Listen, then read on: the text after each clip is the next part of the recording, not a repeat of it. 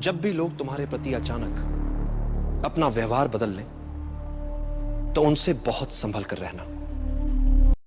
आप कहना क्या चाहते हैं आचार्य? तुम्हें नहीं लगता ये आंबिक जो अचानक तुमसे मित्रवत व्यवहार करने लगा है, इसमें कुछ अप्राकृतिक है, असहज है? अथवा वो जो तुम्हारे गुरुकुल में प्रवेश तक के विरुद्ध थे और जिसके पास तुम्हारे लिए सदैव दंड या निंदा थी, अचानक वो आज तुम्हारी बातों की प्रशंसा करने लगे हैं। अकारण प्रशंसा करने वाले लोग दूध से ढके विष कुंभ की तरह होते हैं, जिनसे तुम्हें सचेत रहने की आवश्यकता है। जब व्यक्ति मित्र और शत्रु में भेद करना भूल जाए तो समझ लो कि उसने पतन की ओर अपना पहला पग उठा लिया है। व्यक्ति को जब आगे बढ़ना होता है तो सबसे पहले वो अपना लक्ष्य तय करता है, और जब वो व्यक्ति लक्ष्य की ओर बढ़ता है, राह पर निकल पड़ता है, तो मार्ग उसे सिखाता है, संवारता है, बनाता है, और यही अनुभव उसकी पूंजी होते हैं।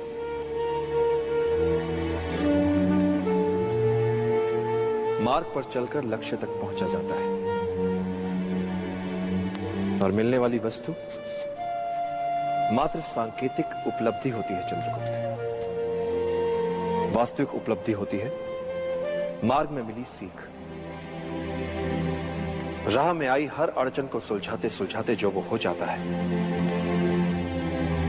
वो यात्रा से पहले वाले व्यक्ति से बड़ा व्यक्ति होता है।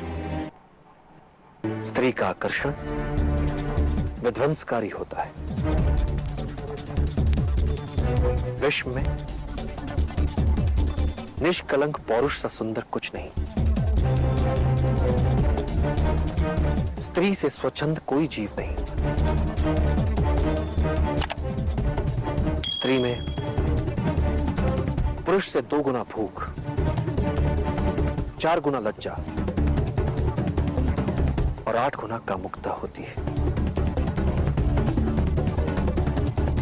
भले ही ये तुम मान लो कि तुमने सब कुछ जान लिया है, फिर भी तुम स्त्री को कभी नहीं जान सकते। यदि तुम एकाग्रचित हो सको, अपने शरीर के साथ साथ अपने मन पर भी अधिकार कर लो, तो एक साधारण शरीर भी असाधारण कार्य कर सकता है, चाहे जितनी पीड़ा हो। यदि तुम्हारा मन उस पीड़ा को माने ही ना तो।